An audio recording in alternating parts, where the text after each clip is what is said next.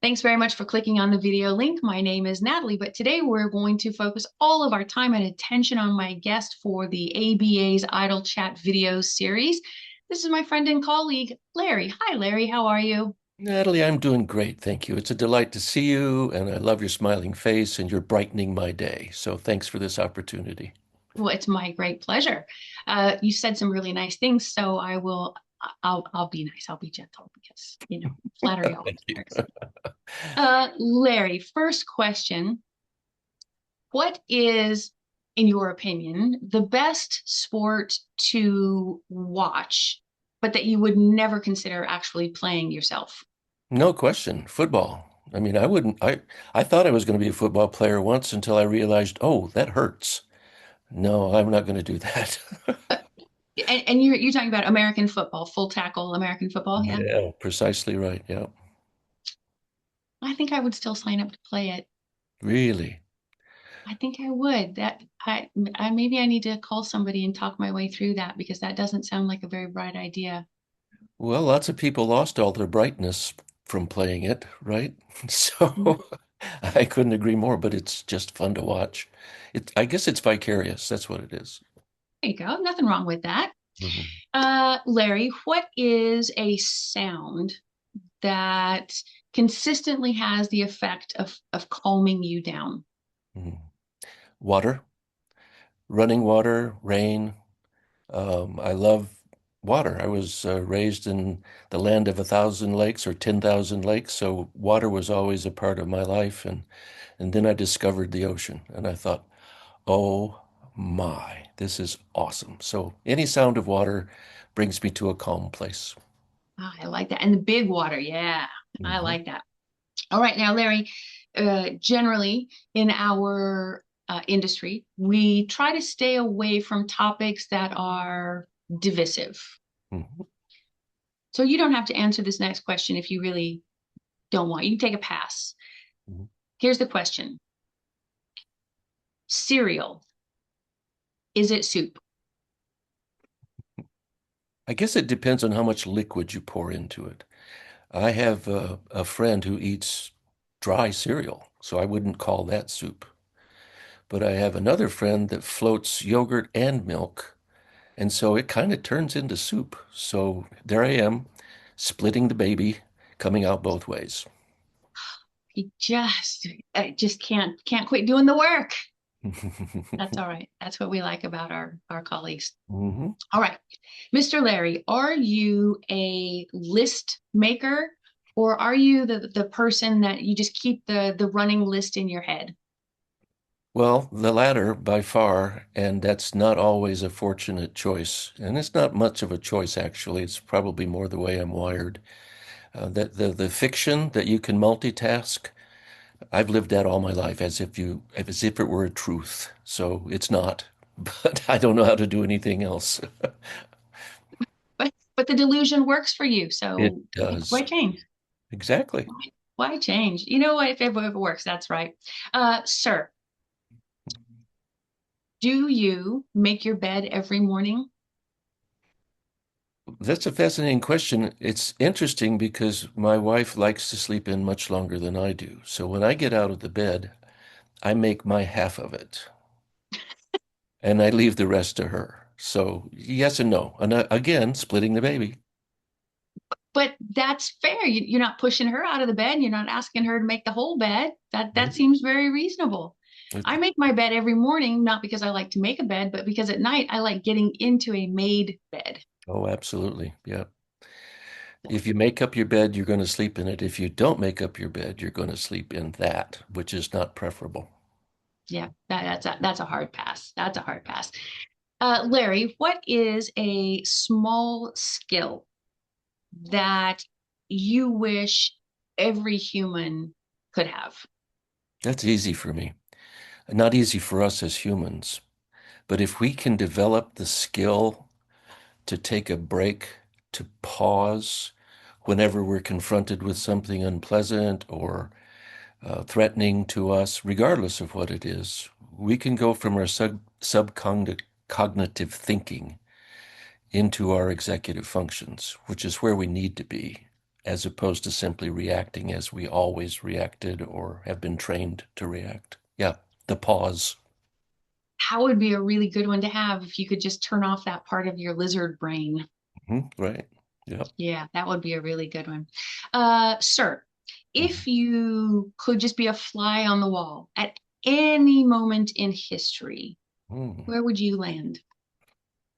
Well, when I think really hard about that, I would like to land in the drafters of the U.S. Constitution and the Declaration of Independence. I would love to be there and watch the conversations, see how that incredible problem was solved. Who took the lead? How did they do it? What devices did they use? That would be awesome. That would be fascinating to watch how they negotiated Hmm. and fought and gave concessions. Ooh, that's a really good one. I might put that one on my list. Larry, what is the best comfort food? Oh my. Well, for me, it's probably a really well done chili with shredded beef, not hamburger, and maybe not even beans. Beans are okay, but they're just sort of an add-in. But I love chili, well-made chili. Spicy? Yeah, exactly. Plug it in, turn it on. Let's go. Hmm. Um, if somebody comes to visit you, an out of town guest, so I Hmm. come to visit you, um, as a great host that we know you are, what are you gonna show me? Where are we gonna go? What are we gonna learn about your hometown? Oh, Nashville is just a phenomenal tourist destination. And one of the first stops I would make is to the Parthenon, which is a full-scale replica of the Parthenon in Athens as it was before it was bombed and destroyed. And it has within its walls a full sculpture of Athena, which is some 40 feet tall. And of course, she was the goddess that was responsible for Athens and the Parthenon. And it's just a remarkable experience, but it is the essence of Nashville because back in the 1890s, I think there was a World Fair and a temporary replica was built, and it was so popular that the city decided to create an entirely sustainable version of that. And it's been our hallmark for many, many, many years. All That's first right. stop. First up, and then of course next, Elvis Presley's house. Well, that's in Memphis, but Oh, yeah, that's another city here my in mistake. Tennessee. Matter of My fact, it might mistake. even be another state, but nonetheless, yes, that'd have to be a part of it. Trying to think. You'd have to include music somewhere in somewhere. Absolutely. Well, there's a Music City Hall of Fame. There is a Blues Music Hall of Fame. There is let's see, African American Hall of Fame. So all kinds of music. And people think of Nashville as country music capital. And yes, it certainly is. A lot of country music takes place here. But every kind of music, every night of the week, you can find your favorite style someplace. So yeah, there's just so much music here. Oh, that'd be a good trip. That'd be a good trip. I'll come visit you for that. Please Absolutely. do. Yeah. Um, Larry, in your kitchen, what is the most useful thing that is not a knife? Hmm.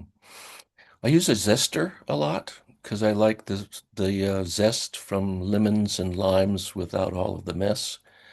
So a zester is used like at least 5 times a week. I love the air fryer. That gets you to the outcome faster and probably better. Microwaves can't do what air fryers do. So I guess those two would be the top of the list. Those are on my list too. Yeah. I'm uh, a little intimidated by my husband's love for his air fryer, but I don't think it's a threat to my relationship. But yeah, air fryers, man, they really are super good. And then, Larry, I will ask you the same question that I ask every guest as the last question in an idle chat. And that is for you to tell me a little bit about what you love most about the work we do, or that you find most inspirational or motivational or transformative. Describe, your response to the work that we do in the resolution industry. Oh, I could give you a long, long answer to that, going all the way back to my family of origin and my first adult job. The answer to all of that is I've encountered conflict at every stage of my life. It's why I went to law school, because I thought if there's a way to knock that down and get it off the table, then that's what I want to learn how to do. So I became a trial attorney out of the belief that I could force peace. And it didn't take me too long, maybe, well, it did take me too long, 15 to 20 years before my clients told me, and they were employers, that, I like to see you win in trial, but I don't like going there. Isn't there some other way? And that's what introduced me to mediation is, oh, you mean solving the problem before we get to court is what a client would like. That changed everything. And it's led to I got my training at the Strauss Institute here in Nashville. I founded the Center for Conflict Management at a graduate program at Lipscomb University. I now teach mediation at Vanderbilt Law School and negotiation at Arizona State School of Law. It's the core of who I am, and I love helping people, in my vernacular, change the brain, which isn't all about force. Matter of fact, that rarely works. It's about influencing them to think differently about the problem that they have and influencing those decisions, not making them. That doesn't solve many problems, but helping them reach a place where they're seeing things in a new light. And once the two, three, four, or five people who are in conflict begin to see things in a new light, possibilities arise, alternatives approach, options appear, and now we're problem solving. And I've always felt that in any mediation, there's this quote, magic moment when the room shifts. And all of a sudden, people are not blaming and shaming each other. They said, okay, we've got a problem. Let's see how we can solve it. I think great mediators are able to facilitate that change in the brain in order to be able to get to a solution that's much more satisfying than continuing the fight. I could not agree more. You said that absolutely perfectly defined what it is we hope to see in a room. That all we can do is give people the space Right. for that creativity to happen. We give the space, but it's all up to them. That Mhm. free will, that journey, that they own all of that. Right. Been absolutely fascinating talking to you. I really appreciate that you signed up for an idle chat Mhm. with me. I'm honored by the time we've spent together. Thank you. Well, I'm honored that you would ask, Natalie. I love this principle that you're acting upon. I love the image that you give to mediation, and honestly, I love your marketing prowess. So don't give up. We need more like you. Never. I would never dishonor my family name by giving up. Not gonna happen. Okay, good.